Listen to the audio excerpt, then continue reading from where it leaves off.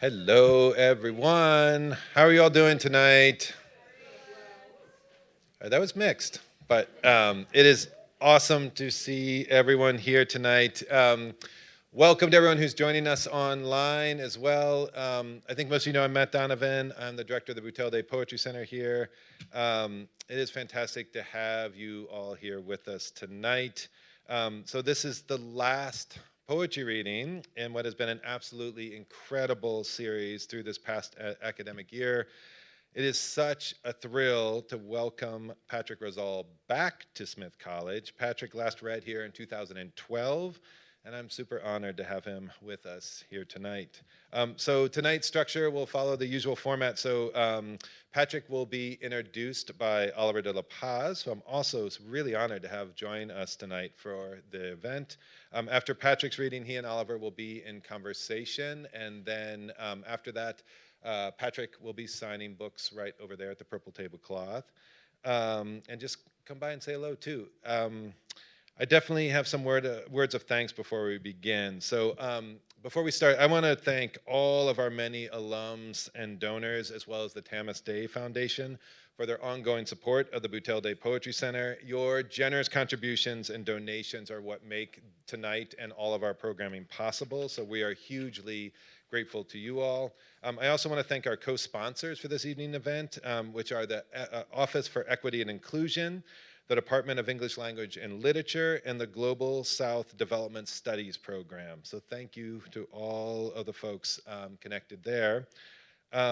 Some of you may know that today marks the third year in which our final reading of the season has been given by a poet who also read earlier in the day to several hundred public school students for a field trip reading in John M. Green.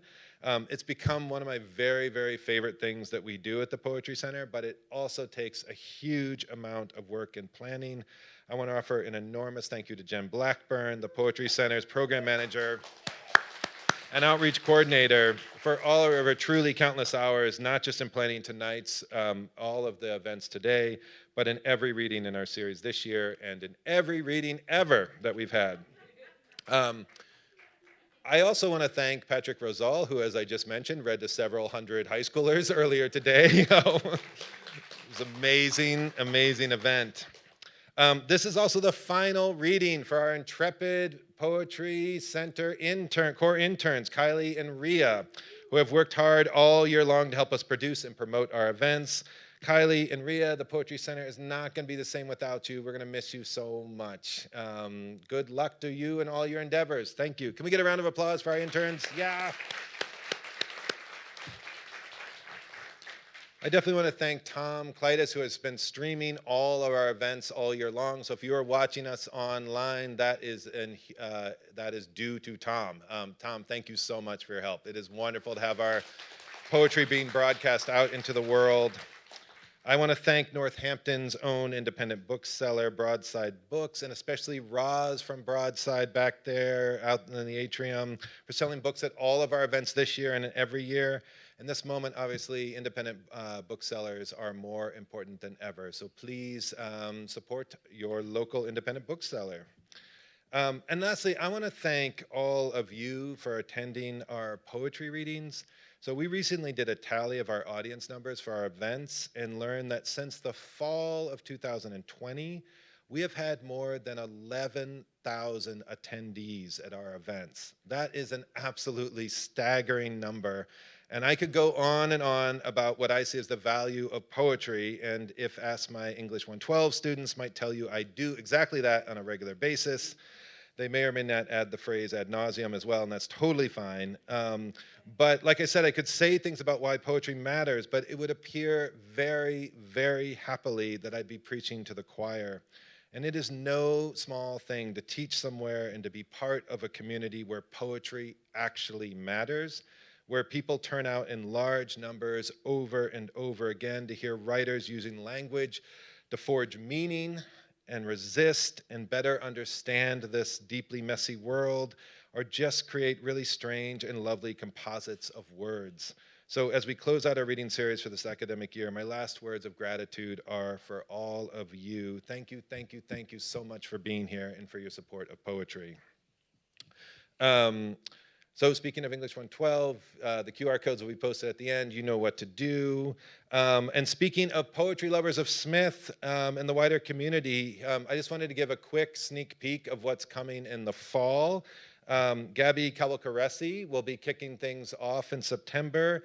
Carissa Natalia Bacanguiz is our Nine Syllables Press chapbook winner for next year, and we'll be reading in October, as well as the poets Kenzie Allen.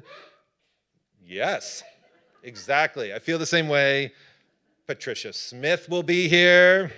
And Smith College alums, Janet Alexandra and Joan Kwan Glass. So please stay tuned and come back for all of the amazing poetry readings we're going to have come fall. You don't want to think about the fall now, do you? You don't, yeah. Summer, we got summer first, but then come back for poetry. It is now my absolute pleasure to introduce Alvaro de la Paz, who will be in discussion with Patrick following the reading, and who I'm really thrilled to include in tonight's programming. Alvaro de la Paz is the author and editor of several books and serves as the Poet Laureate of Worcester, Mass.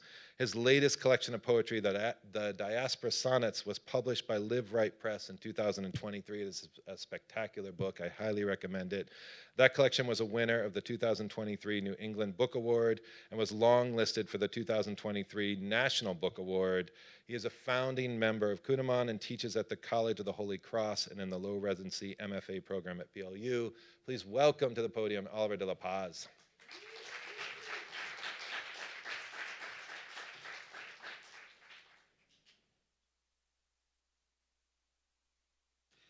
Thank you, Matt, and thank you, Smith College. It is my distinct pleasure to introduce a friend who I've known for decades. It's weird to say decades, Pat. Patrick Rosal is the author of 5 full-length poetry collections, including The Last Thing, New and Selected Poems, winner of the William Carlos Williams Book Award from the Poetry Society of America.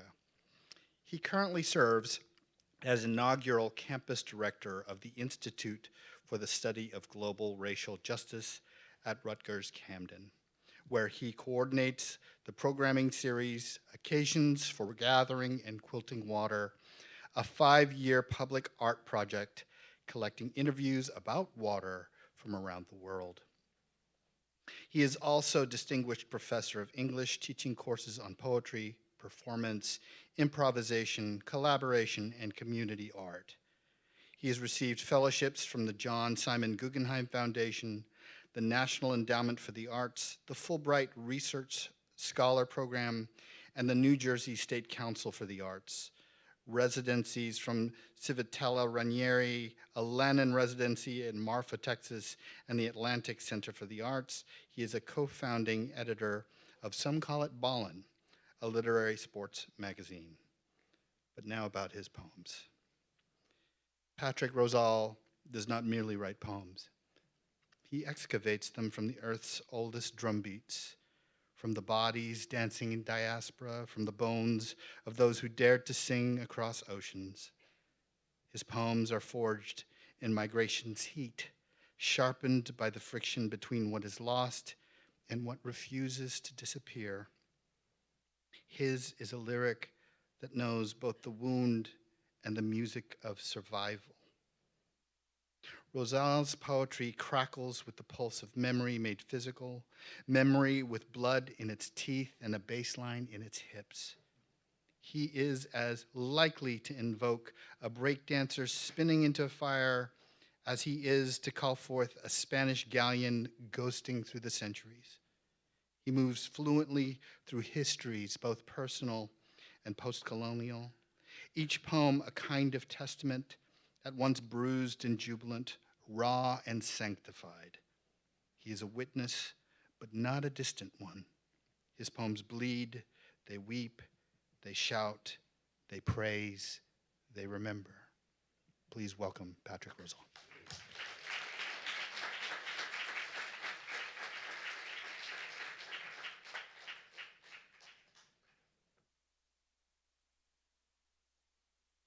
Good evening, everybody.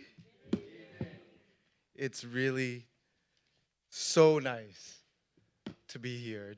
I've had a tremendous day, first with the young folks, hanging out with Matt and Jen, and then we had like this unbelievable dinner with a lot of really wonderful folks. So thank you, Ellen, for just, having me back up here and celebrating poetry. So, yeah.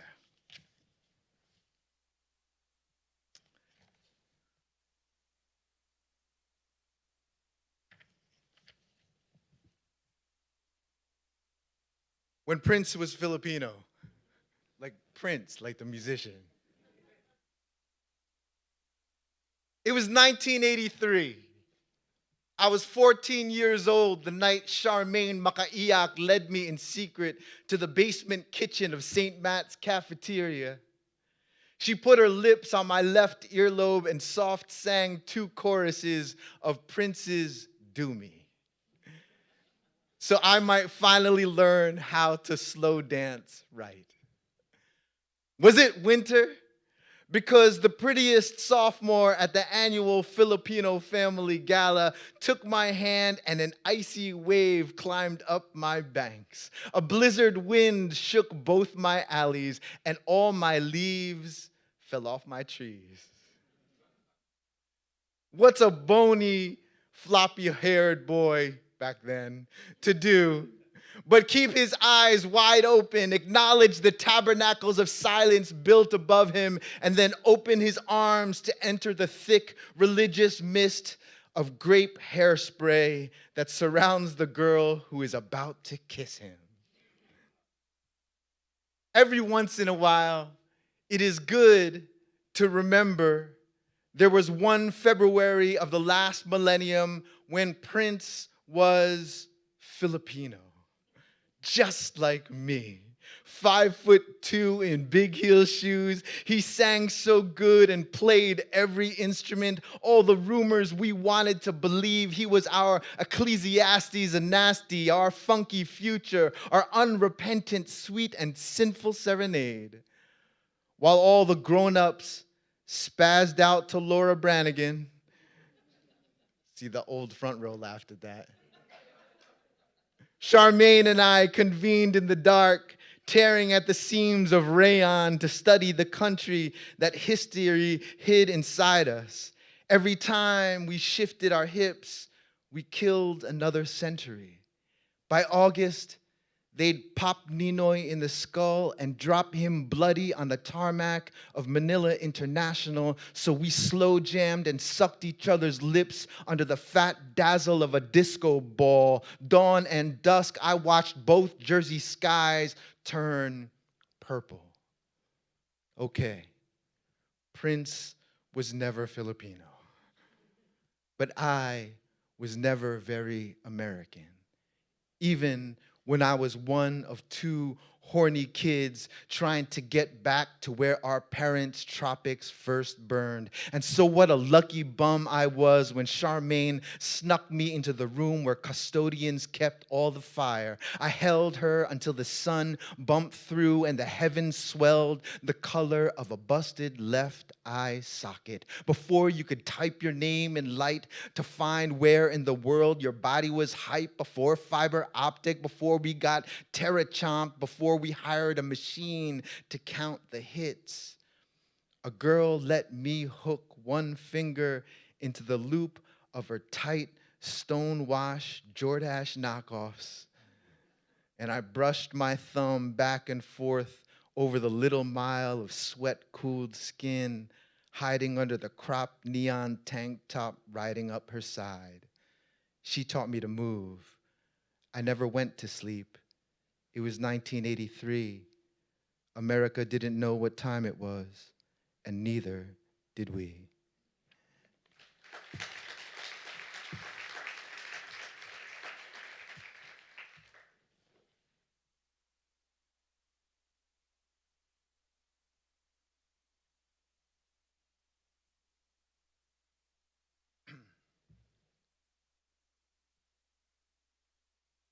Todo tiene su final. Nada dura para siempre. Tenemos que recordar que no existe eternidad. Freddie claimed lineage from the tough boogie down Boricuas who taught him how to break dance on beat, up rock, head spin, scramble, and dive. We called it a suicide. The front flip b-boy move that landed you back flat on the blacktop. That was Freddie's specialty. The way he'd jump into a fetal curl mid-air, then thwap against the sidewalk. His body laid out like the crucified Jesus he knocked down one afternoon in his mom's bedroom, looking for her extra purse so both of us could shoot asteroids and space invaders until dusk. It wasn't long before Freddie disappeared, then returned one day as someone else's ghost, smoked out on crack, singing, Todo tiene su final, nada dura para siempre. Tenemos que recordar que no existe eternidad. That was the first summer we believed you had to be good at something. So we stood around and watched Freddie on the pavement all day doing suicides until he got it right. Todo tiene su final, nada dura para siempre. Tenemos que recordar que no existe eternidad.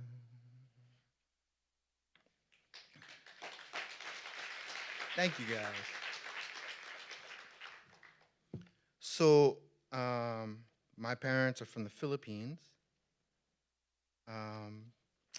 And we grew up speaking only English because there weren't many Filipinos in New Jersey, or at least our part of New Jersey where I grew up. And I think they had said that they were afraid that we would stick out too much and we would get confused with English if they had taught us their language. So English is my first language. I did eventually learn my parents' language when my cousins came from Hawaii and the Philippines.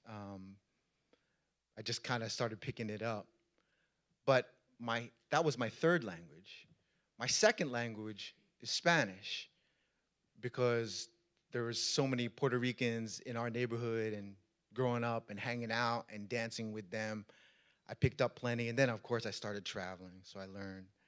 So this is, I wanted to read this poem. Been thinking about my dad a lot. We didn't have a great relationship. My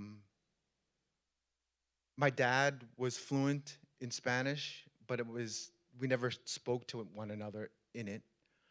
And one year, I went down to Argentina. I rented an apartment in Buenos Aires for a month because a girl broke up with me.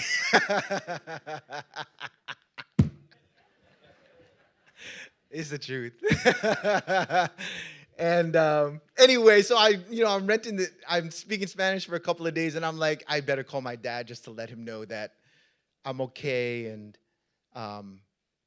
just because I'd been speaking Spanish already, I just meant to greet him in Spanish and then just, have a quick conversation and hang up. But my dad answered me in Spanish. And then we continued and we started talking in Spanish. And we had this whole conversation. It was our first time speaking Spanish to one another. And when I hung up the phone, I just kind of stared. I didn't really understand what happened because Spanish was a language that he and I had never been angry at one another in. So, as glass.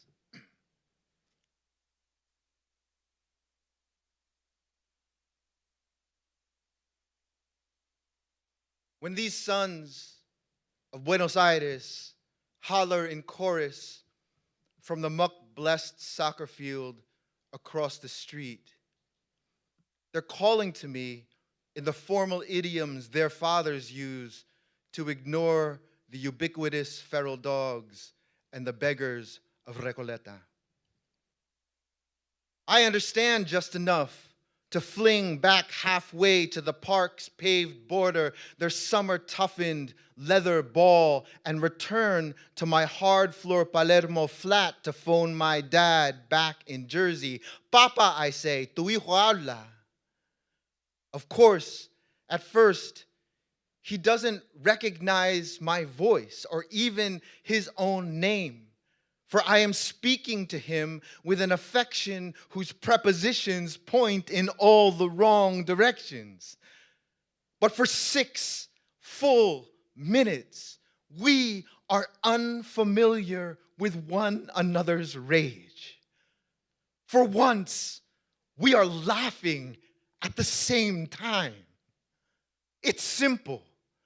We don't loathe one another in Spanish like we do in English, a language I've long known for its fluid burn. The way it rises from my father's ankles into his belly, from his torso into his limbs like molten glass. This is why he and I can glare at one another for decades without moving, all the lexicons of sadness and delight turning cold and hard, about every muscle and bone twisting around the capillaries, flooding the metacarpal nooks, stopping in the esophagus, so if flesh, sinew, and gut, this human crucible, were to fall away, as it must, what's left is the clear anatomy of a man cast in a language gone 77 years unsummoned. The whittled wooden fans of his childhood, his mother's calesa rocking over vegan cobblestone, a whore's warm breast flushed against him like a good bottle of rum, cracked cathedral windows, some cots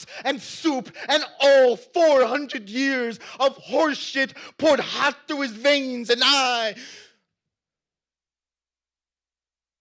am there too,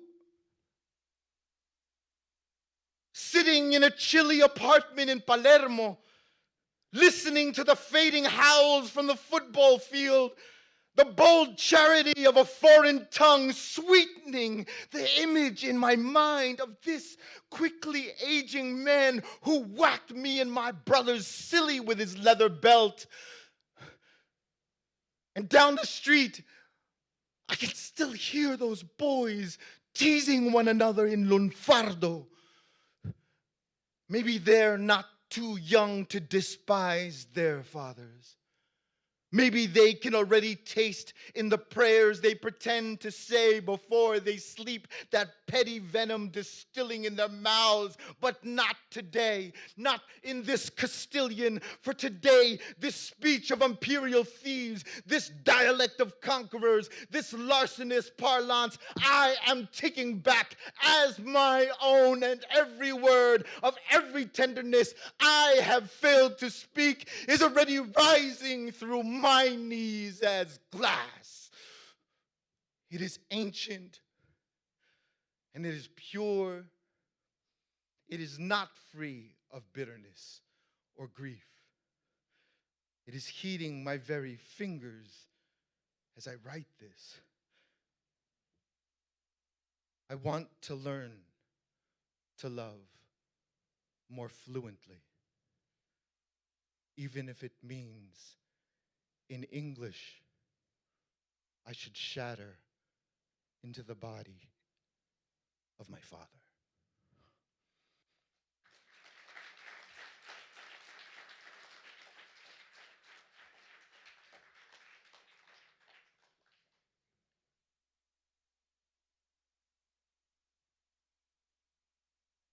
I'm going to come back to the book, but I've been writing. So forgive me, there's no page numbers. I gotta find these joints.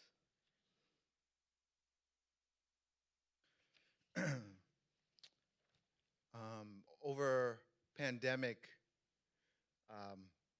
like probably many, if not all of you, was looking for shit to do. And so whenever there was some interesting stream happening, we would get online and watch. And both my wife and I have a dear connection to Hawaii. My grandfather was a sugarcane laborer, a cicada on Big Island, and I still have family there, both on Oahu and Big Island. And my wife pretty much grew up there through childhood until she came back to the mainland for college in Kalihi in Oahu. So we both have family and friends there. Anyway, that's all to say that when I saw that there was Kanaka, a native Hawaiian a navigator, talking about wayfinding on this native boat called the Hokulea, I was like, yo, we gotta watch this. And it was just the most amazing thing for a million reasons. But one of the things that stayed with me was that the ancient sailors at nighttime, if they were below deck and the boat was going, they could tell just from the sound of the waves when they were going off course. Prayer for when I'm lost. We know the ancestral sailors could navigate without stars. By sound alone, rhythm, a history of blood and sea and sex, a devotion to the indelible text of earth, ocean, and breath. Let me too inhabit the body entirely, along this epoch's vast axes of loss, zenith to horizon, amid the artificial gale's emphatic hammers, a tyrant's merciless gavels, let me be the hinge swinging in swells, rocking in sacred undulation, plunged from crest to trough, both terrestrial and aquatic. I'm barely a blip, a pelagic circuit, and my only compass, prayer. Give me a language for grief, jubilation, the gamut of danger in waves. Let me name it aloud. Give this trouble a shape. Let me travel to silence, sanctified by the mysteries of listening. A storm turned song, and its song my freight.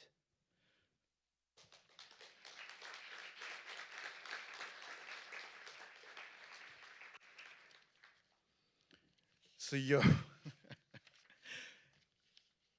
when I was, I actually told the students this morning. When I was reading, so I just haven't had like insurance for almost my entire adult life. And then I got a job in 2011, and it still took me another like 10 years to like really go to the dentist. And so that's why I got all this hardware in my mouth. They're trying to fix all the shit that I fucked up over there. Anyway, so, you know, like teeth, it's like such a class thing, you know?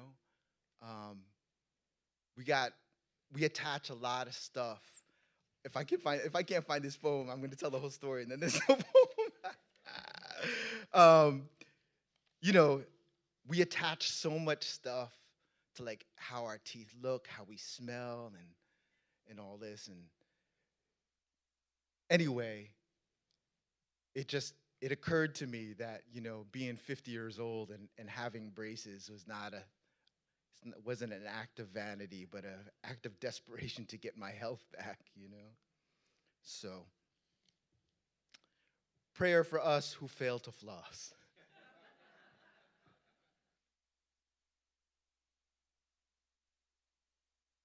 God bless these rotten teeth, this bad breath.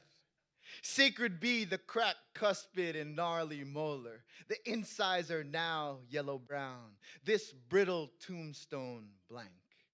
We have chewed the sweet cane flesh and licked the sugar stalk's last straw. We have nibbled the ripest fruit down to its bitter core. Look, how proud those gleaming grins who admonish us for all the gaping in our laughter. How dare we of howling mouths bear the rest of the world to such fetid sorrow. And yet, how gorgeously vulgar this bloody gum, that broken root, this dying nerve, the murky humus of mercy itself. Lord, grant the wholesome saints their glossy portraits and totems antiseptic. Oh, how their simple heaven shakes when this dirty tongue doxology sings. Some of them charge, neglect, curse us, neglect. They dream of a gob purged of grit. With love, I ask now, are we not the ones who return to that was a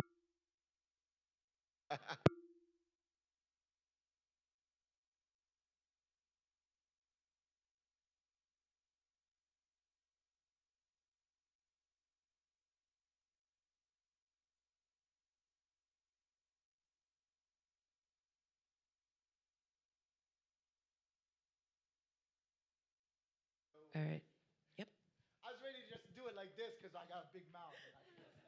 But then all the people online. That should work. Are we back? All right.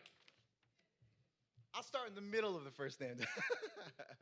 And yet how gorgeously vulgar this bloody gum, that broken root, this dying nerve, the murky humus of mercy itself.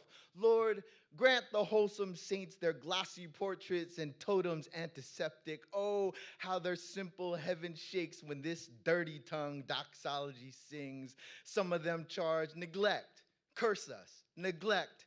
They dream of a gob purged of grit. With love, I ask now, are we not the ones who return to earth teeth first? Are we not soil kin? Not of the ground which graces the sullied shushing hand should it plant even a single seed? Still, they shining smile, they perfect their reproach, for purity is a kind of rage. They inevitably arrive, and we, glad angels of decay, muddy mawed, neighbors to death, welcome them to holy grime. For in the end, they too must approach their one and only grave.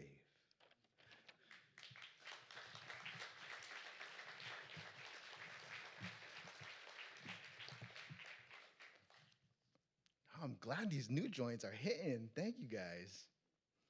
Is there another new one that I wanted to read? Yeah. In New Jersey, when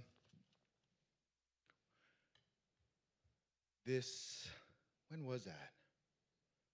This past fall? I don't know if it hit up here, but we had the worst drought since like 1962. Did you all have that drought up here too? Yeah, so it's like older than me, and I'm old.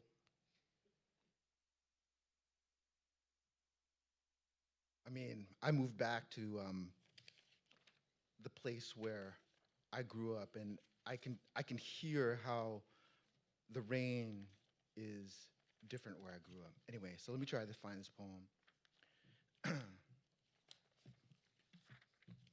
we all right? Yeah. So nice. Yeah, I can't find it, so we're not going to read about the drought.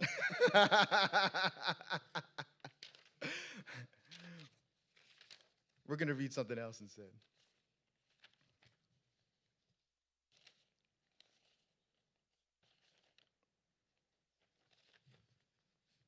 We're going to read about floods. Yes, it will rain, or prayer for our first home. To Mary Rose. If you're watching, I love you. Oh, you're not watching, you got class.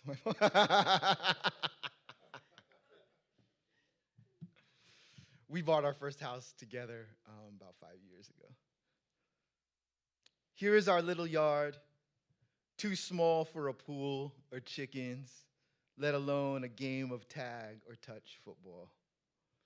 Then again, this stubborn patch of crabgrass is just big enough for us to get down flat on our backs with eyes wide open and face the whole gray sky just as a good drizzle begins. I know. We've had a monsoon of grieving to do, which is why I promise to lie beside you for as long as you like or need. We'll let our elbows kiss under the downpour until we're soaked, like two huge nets left beside the sea, whose heavy old ropes strain stout with fish. If we had to, we could feed a multitude with our sorrows. If we had to, we could name a loss for every other drop of rain. All these foreign flowers you plant from pot to plot with muddy fingers, passion, jasmine, tuberose, we'll sip the dew from them. My darling, here is the door I promised. Here is our broken bowl. Here, my hands. In the home of our dreams, the windows open in every weather, doused or dry. May we never be so parched.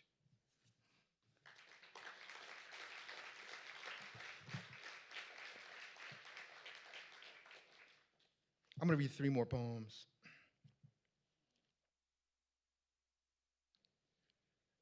I know this is a hard time of the semester, so I appreciate you guys coming out and listening to poetry.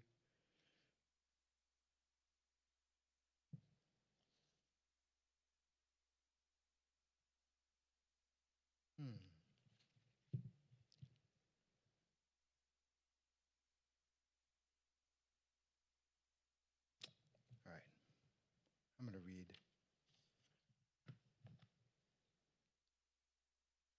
A Town Called Sadness. This is me driving. I taught down at the University of Texas for a year, and I was driving from New Jersey down to Austin. This is a true story that happened right outside of Nashville.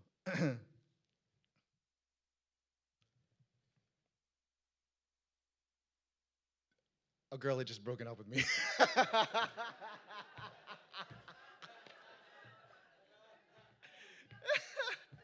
This whole book, y'all, it's like A Town Called Sadness. On the 5th day of heartbreak, again, no. On the 5th day of heartbreak, driving 800 miles to the desert, I pulled into sadness. I parked slantways across 2 stalls, lost as ever, and checked the map for something familiar. I'd rolled into the lot of what looked like a hotel, this big blonde brick building, maybe 5 stories tall, every window the same except for one flung wide open with a man shoved halfway through wearing a tank top stretched just past his belly button and a good 6-day scruff on his chin. "Get in here, Diane," he barked. "Bring your ass inside." And Diane, she must have been 11 or so, stood in sagging socks just 2 parking spots down, staring into the blacktop. I think she knew what I knew too. The day sucked. Even the sky looked like secondhand cotton smeared with cheap mascara. But here's the kicker.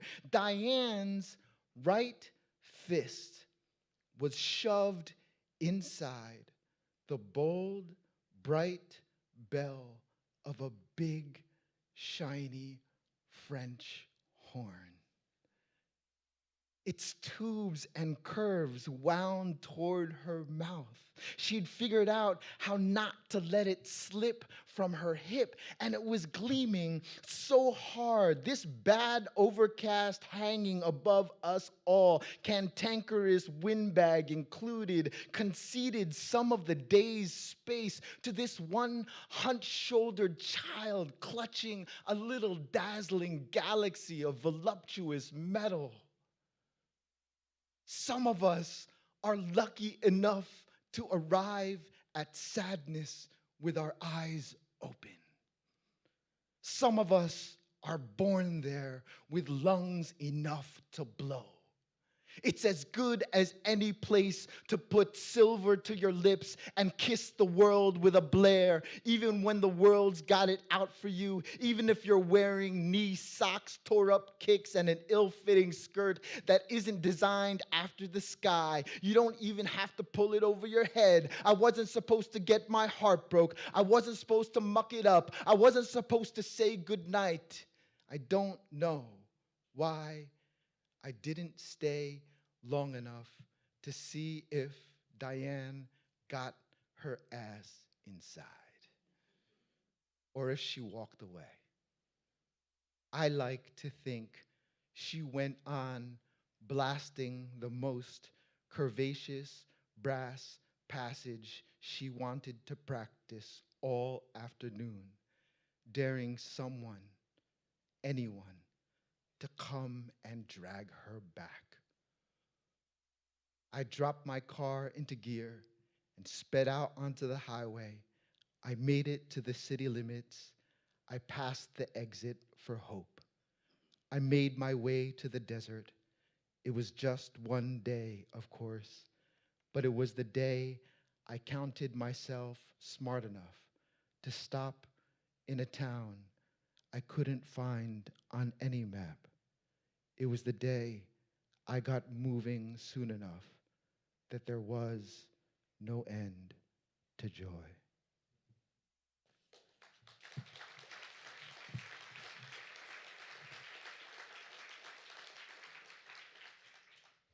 I got time for one more. I want to read the title poem. Yeah, this poem takes a lot out of me, but you guys have given me so much. So grateful. When I was in the Philippines, I was so broke, man. I got out there on a Fulbright. I was unemployed, and I knew I was out there for whatever it was, 4 or 5 months. And they were just giving me a chunk of money every month just to be able to live in the Philippines. And it was even cheaper to live in the Philippines back then. So the plan was for me to basically live there throughout my fellowship and then bring whatever cash I had to get back home and make it as long as I could once I got back to the States. Well, while I was there, I put whatever I owned in a storage space, and I didn't have money to pay, so I lost everything that I owned except for what I had with me in the Philippines and a couple of things in my dad's house. That's kind of the occasion of the poem, of how it begins, but you'll see that the poem takes a journey a little bit, I think. Yeah. Anyway, this is sort of my thank you to you guys.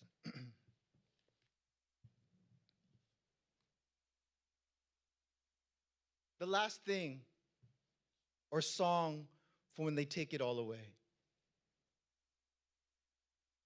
They take the books, the crates of 80s 12-inch singles, a few dozen letters from Manila, LA, Seville.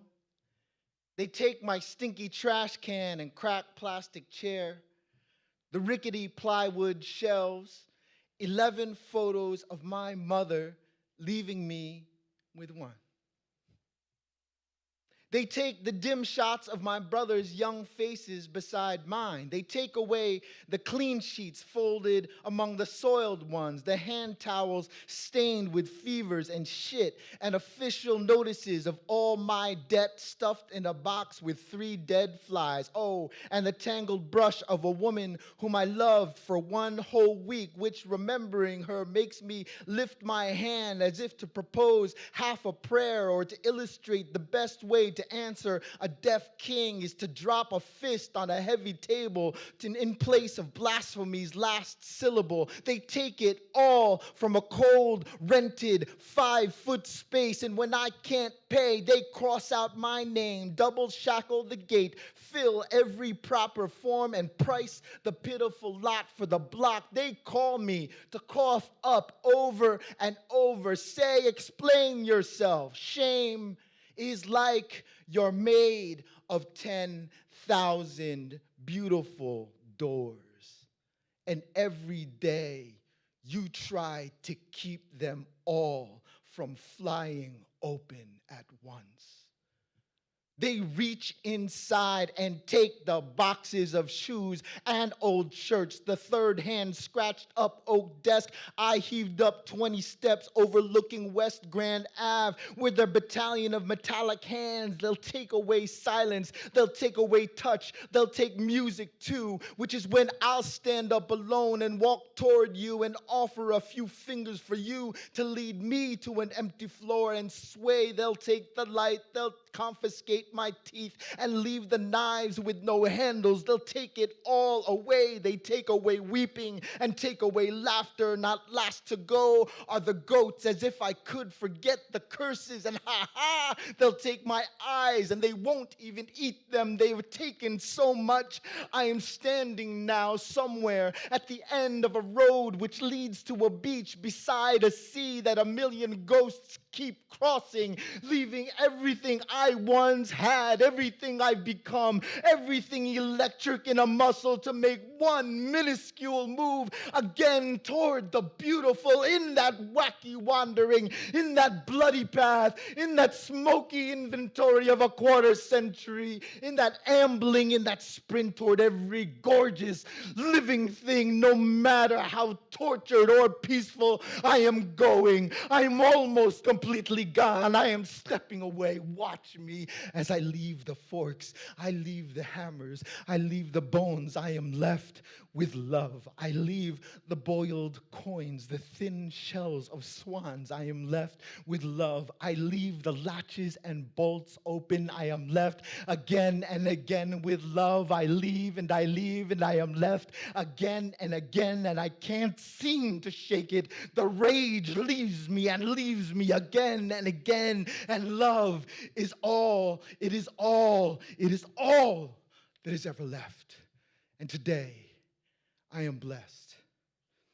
I am the last thing burning. Thank you, guys. Thank you so much.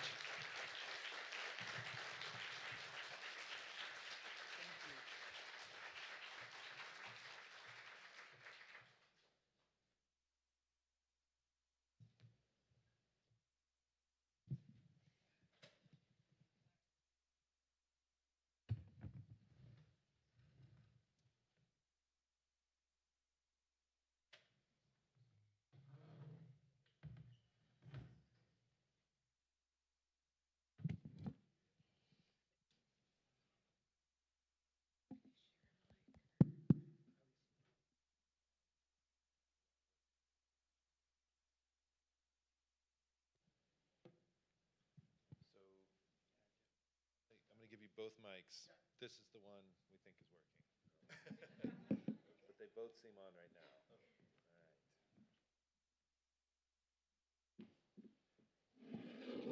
Vodka? So that's the one. Yo, when I They're was in both grad hot. school and we were hanging out with Stanley Kunis, just like this, except it was more intimate. Like he's sitting here, and he had just done a reading just like I did, except he's Stanley Kunis. Somebody would he was already like 90 something at that point. No, maybe in his 80s or something. And somebody was like, "What's your secret to living for so long?" And he was like, "I have a martini every night."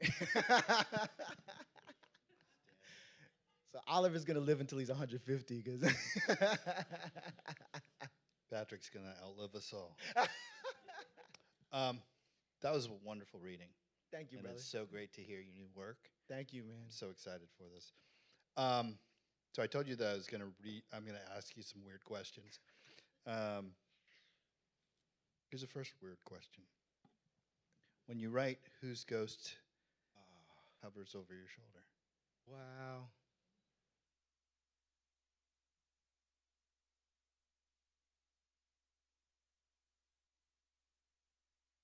That's not a fair question. I know, I'm sorry.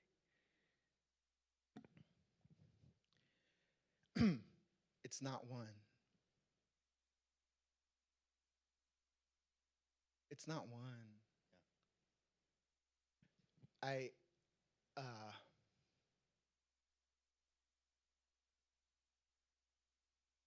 It's easy. I can say it's my mom, and my dad just passed away a couple of years ago, so it's my pops. It's my uncles and my aunts, my grandparents. A lot of these ghosts don't have names. They just make sounds. They just sing, they weep, they make fun of me. Bless you. But what all of them are demanding from me is that I listen, you know? So it's not so much that there's one ghost. There's, at this point in my life, there's a multitude of them. Yeah. How do you decide which one enters the poem?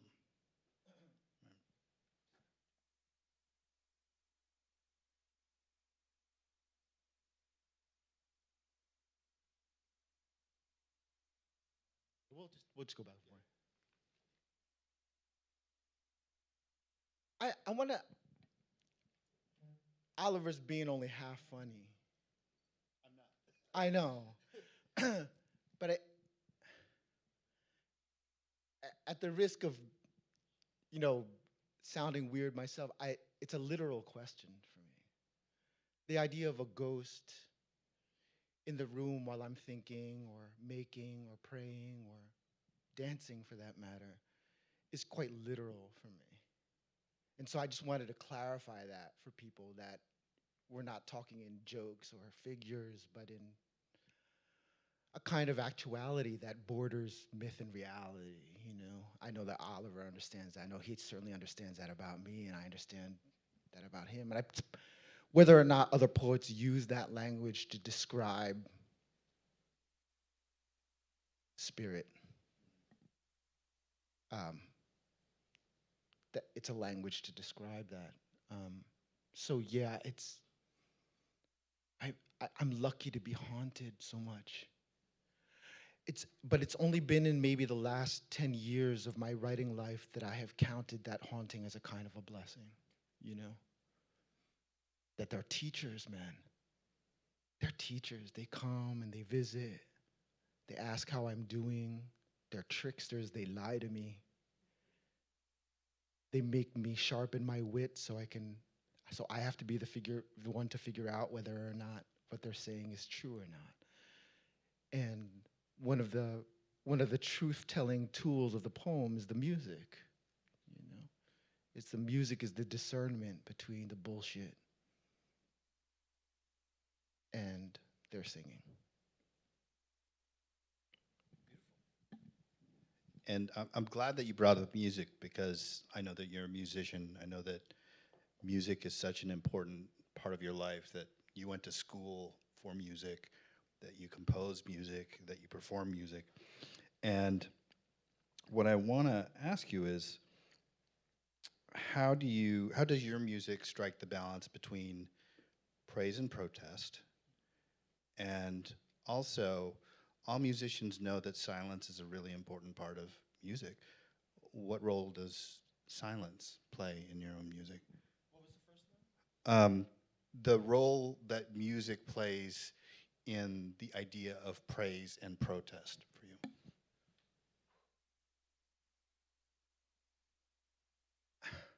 I'm gonna say something. This is what's true for me. I just want to say that too, that it's not true for everybody. Praise and protest without music is information. I'm not in the business of information. I'm not in a business. I'm interested in the transformative power of music and listening. So, for me, if the music is true,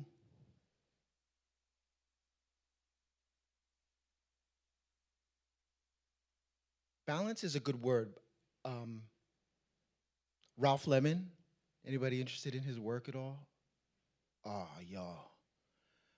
He's one of the brilliant artists, maybe only, I don't know how old Ralph Lemon is now, maybe 70. He's a dancer, but he does like all this. He just had a thing at PS1. You guys gotta check out his work. But he's originally a dancer, which is one of the ways that I feel really like a affinity with him. He uses the word equipoise.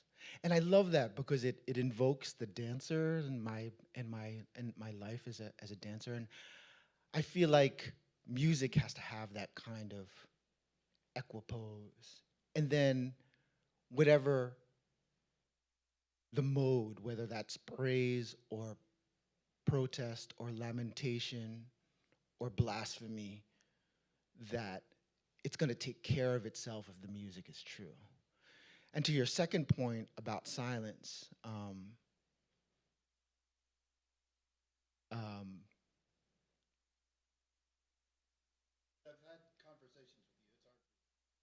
yeah. It's, yeah. Well, I drink a lot less now. So I have such a deep relationship with silence now. Like even in my performances, I realized like how powerful it is to just stand there and to be one of the people listening with you all. Like, I don't know if Matt remembers, but when I started with the high school students today, there was a moment I just stood there.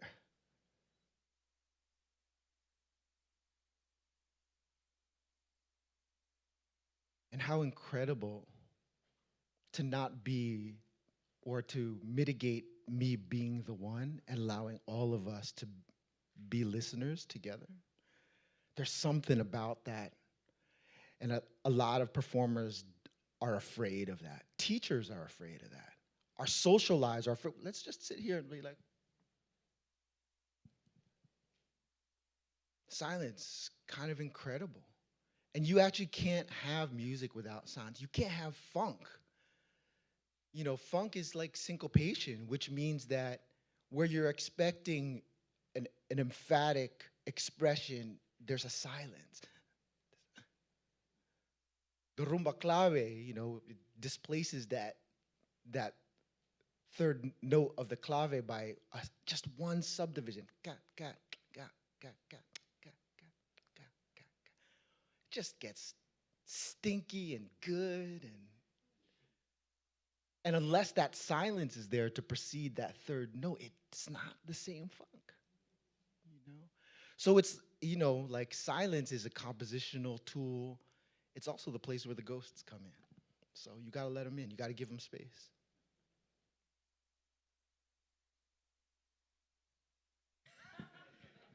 Are these weird questions? No, No. man, these are so good. Yeah. I kind of want to ask you that. No. It's not about me.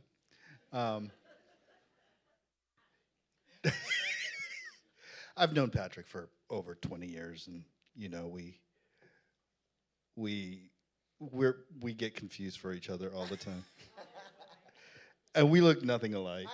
I mean, it's like the bald Filipino thing, which also brings me to this question about tenderness, which is.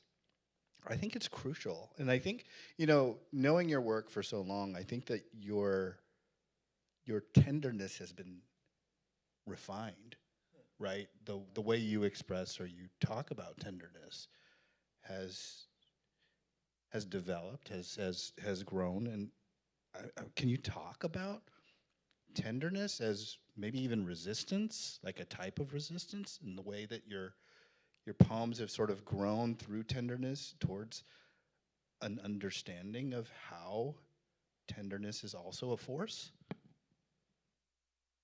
And There's so much to say.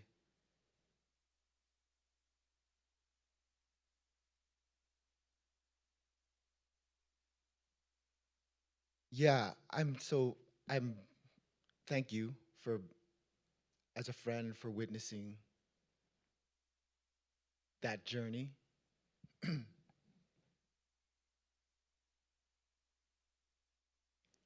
I almost don't have words except, I don't know. This madness that we're experiencing right now,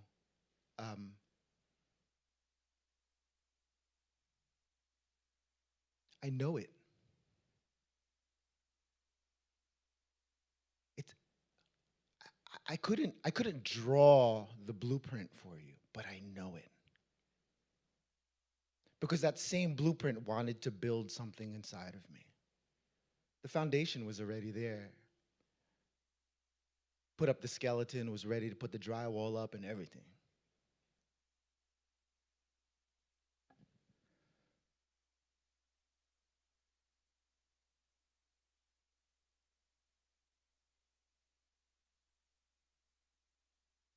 That was going to be my ticket to being an American, was to traffic in the kind of violence and masculinity that is now being paraded around as a kind of virtue.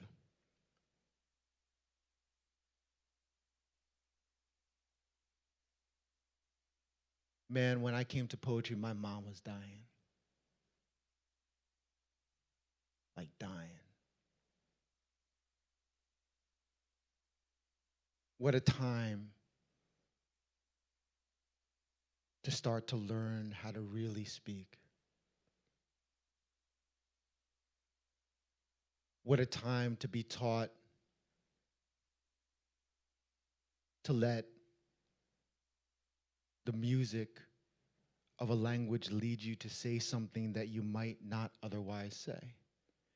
And the thing that I would not say otherwise is something tender, is something open, is something sorrowful, is something full of love, is something even joyful for that matter. The only euphoria I knew was rage.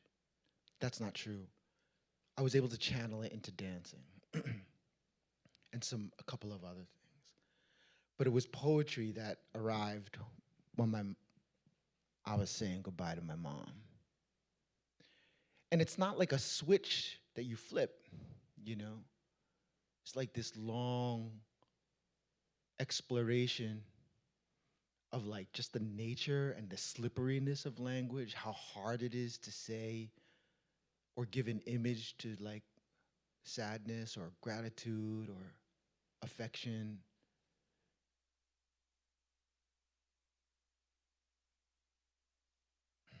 I want to say something about, you know, the idea of resistance too. And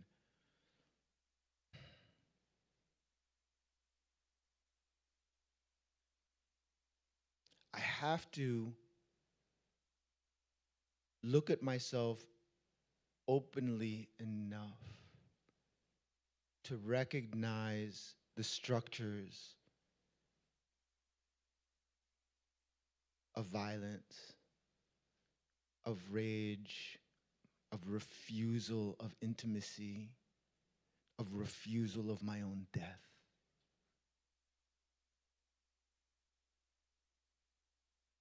In order to confront it anywhere else. There's so much to say about it. You know, I mean, man, I mean, you knew me for most of our friendship. I've not been married. and how much Mary Rose has taught me and reflected me back to myself and pushed me to be and do things that I might never do or be. Literally a kind of touch that I might not have known otherwise. How blessed, man. And, you know, poetry is no substitute for marriage. And not for nothing, marriage is no substitute for poetry. And that's recorded.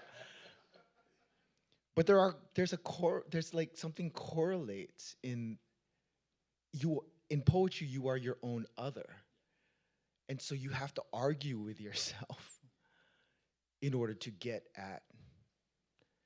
And it's not like arguing with yourself to get at tenderness. The arguing with yourself is a kind of tenderness, because you gotta open, and then you gotta see, and then you say, I don't want to look at that, and then you gotta approach, and you say, come.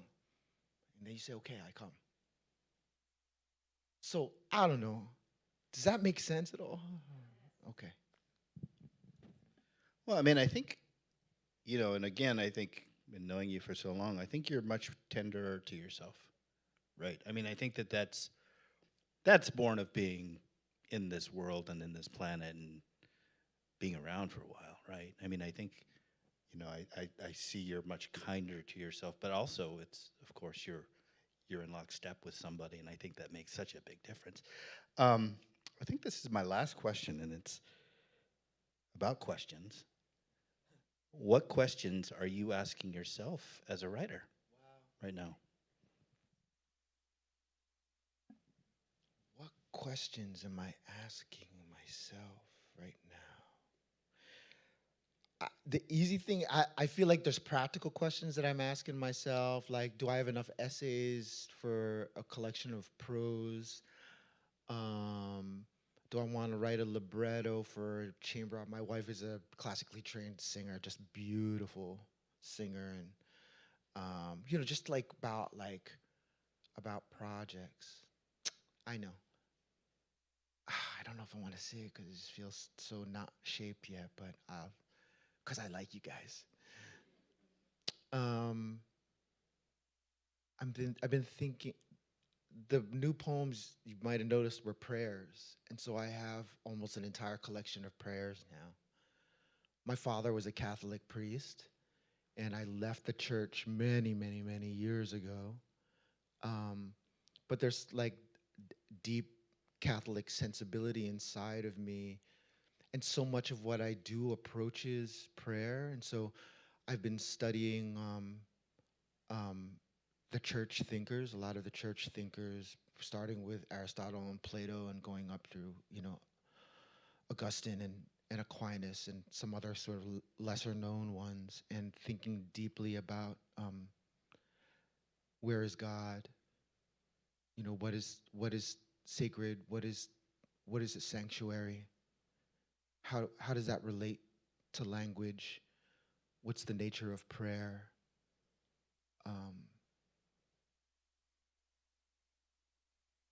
Did I get any of this right? Well, thank you, Pat, for answering my strange questions, and thank you all, Smith College.